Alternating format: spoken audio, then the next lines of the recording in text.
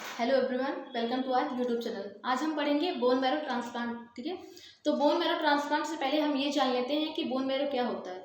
Bone marrow अस्थि मज्जा जो कि बोन्स की कैविटीज में पाई जाने वाली सॉफ्ट फैटी टिश्यूज या फिर सब्सटेंस होता है। ठीक है, जिनमें रुधिर कोशिकाएं या फिर ब्लड सेल्स का निर्माण करती हैं। ये टू टाइप्स के होते हैं, red bone marrow, yellow bone marrow. Red bone marrow मुख्यतः ब्लड सेल जैसे कि आरबीसी, डब्ल्यूबीसी एवं प्लेटलेट का निर्माण करती है, तथा जो येलो होती हैं, येलो टाइप की बोन मैरो, ये मेनली फैटी सेल्स में पाई जाती हैं। ठीक है, अब हम बात करते हैं बोन मैरो ट्रांसप्लांट के बारे में। तो बोन मैरो ट्रांसप्लांटेशन वह प्रक्रिया है या फिर वह प्रोसीजर है जिनमें डैमेज्ड, डिस्ट्रॉयड और अनहेल्दी बोन मैरो को हेल्दी बोन मैरो से रिपेयर या फिर रिप्लेस कर दिया जाता है। ठीक है, अब हम बात करते हैं इंडिकेशन की। तो इंडिकेशन में नियोप्लास्टिक डिसऑर्डर जैसे कि ल्यूकेमिया, मल्टीपल माइलोमा, ये सारी चीज़ों में बोन मैरो ट्रांसप्लांट किया जाता है। फिर आता है ऐसे डिसऑर्डर जो कि हीमोप्टोसिस के फेलियर से होते हैं या फिर उनसे उत्पन्न होते हैं, उन सारी बीमारियों में भी हम बोन मैरो ट्रांसप्लांट करते हैं, जैसे कि एनाप्लास्टिक एनीमिया। फिर उसके बाद देखते हैं हम थैलेसीमिया में हम बोन मैरो ट्रांसप्लांट कर सकते हैं। फिर इम्यूनो डेफिशिएंसी डिसीजेस में, फिर सिकल सेल एनीमिया में भी करते हैं। फिर अब देखते हैं हम बोन मैरो ट्रांसप्लांट के प्रकार। ठीक है, bone marrow transplantation mainly 3 types के होते हैं। सबसे पहले allogenic bone marrow, second one है सिनेजेनिक बोन मैरो, फिर आता है ऑटोलोगस बोन मैरो। अब एलोजेनिक बोन मैरो में इस प्रकार के बोन मैरो ट्रांसप्लांटेशन के दौरान हम बोन मैरो या फिर जो डोनर होता है हमारी फैमिली में, हमारे माता पिता, हमारे भाई बहन हो सकते हैं। ठीक है, ये था एलोजेनिक।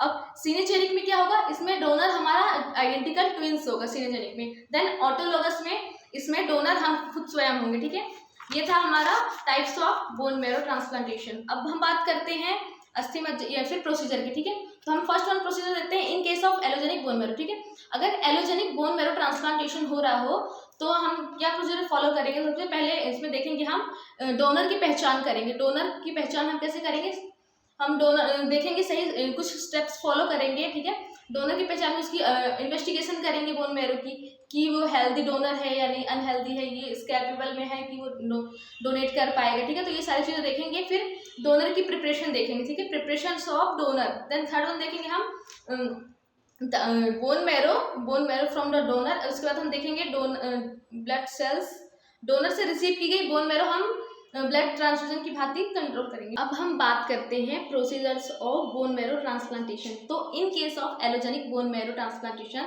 इसमें हम सबसे पहले देखेंगे दाता की पहचान। ठीक है, मीन्स रिकॉग्नाइजेशन ऑफ डोनर। इस स्टेप में हम डोनर की ऐसे पहचान करेंगे जो कि कॉम्फिबेबल हो तथा फिजिकली मेंटली फिट हो। ठीक है, इस एग्जामिनेशन में हम पेशेंट की देखेंगे, हम ब्लड परीक्षण करेंगे, एग्जामिनेशन करेंगे, फिजिकल एग्जामिनेशन करेंगे। ठीक है, ये डोनर या फिर में होगा, ये डोनर आइडेंटिकल ट्विन सिबलिंग या पेरेंट्स भी हो सकते हैं। ठीक है, अब हम प्रिपरेशन ऑफ डोनर देखते हैं। ठीक है, दाता की तैयारी देखेंगे। तो डोनर को प्रोसीजर के बारे में अच्छे से बताएंगे। ठीक है, उसे इमोशनल सपोर्ट प्रोवाइड करेंगे। इस प्रक्रिया के पूर्व हमें रिटन कंसल्ट लेना है पेशेंट से। ठीक है, कोऑर्डिनेटिंग रिमेनिंग इनिशिएट किया जाना चाहिए। ठीक है, दाता से अस्थि मज्जा, अब देखेंगे हम थर्ड वन, दाता से अस्थि मज्जा एकत्रित करना। ठीक है, means collections of bone marrow from donor. ठीक है, इनमें हम देखेंगे बोन मैरो कलेक्शन की प्रक्रिया ओटी में की जाती है। ठीक है, जो बोन मैरो की कलेक्शन की प्रक्रिया है ऑपरेशन थिएटर में करेंगे हम। प्रक्रिया से पूर्व रोगी को जनरल या स्पाइनल एनेस्थेसिया देंगे।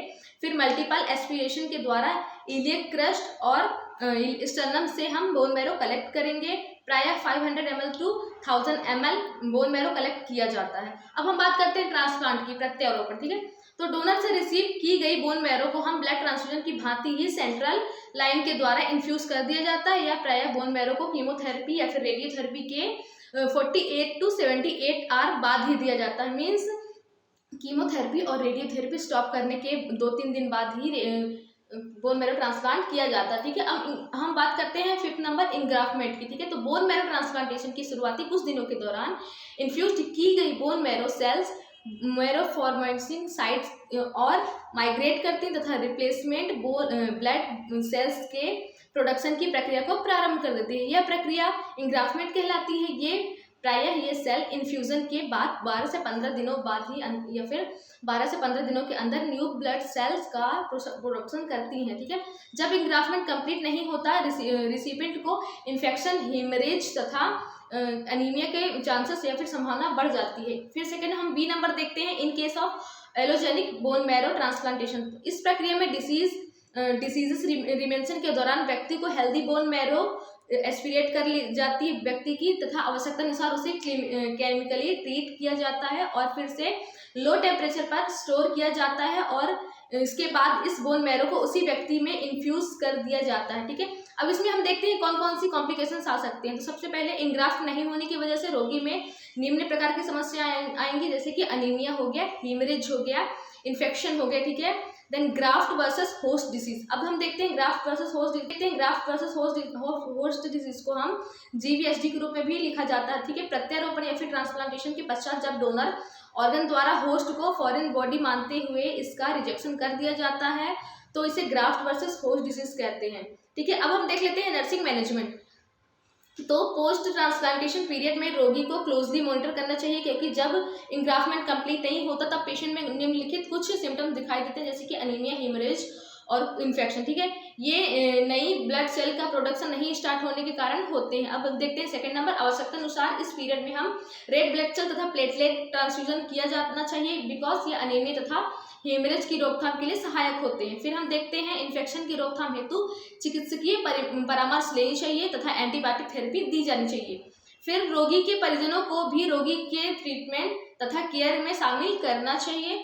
फिर रोगी को ग्राफ्ट वर्सेस होस्ट डिसीज के बारे में या फिर उनके लक्षणों के लिए क्लोजली मॉनिटर करना चाहिए। ग्राफ्ट वर्सेस होस्ट डिसीज की रोकथाम हेतु हमें इम्यूनोसप्रेसिव ड्रग जैसे कि कॉर्टिकोस्टेरॉइड, मेथोट्रेक्सेट आदि देना चाहिए। ठीक है, अब रोगी की परिजनों को पोस्ट ट्रांसप्लांटेशन पीरियड में उत्पन्न हो सके सभी पॉसिबल प्रॉब्लम प्रिवेंशन मेजर एवं ट्रांसप्लांट के बारे में तसल्ली से समझाना चाहिए। फिर रोगी के परिजनों की एंजाइटी लेवल रिड्यूस करने के लिए उन्हें इमोशनल सपोर्ट देना जाना चाहिए। ठीक है, ये था हमारा बोन मैरो ट्रांसप्लांटेशन। होप आप सभी को समझ में आया। बाकी की जानकारी या फिर बाकी टॉपिक के लिए हमारे साथ आप जुड़े रहिए। धन्यवाद आप सभी का।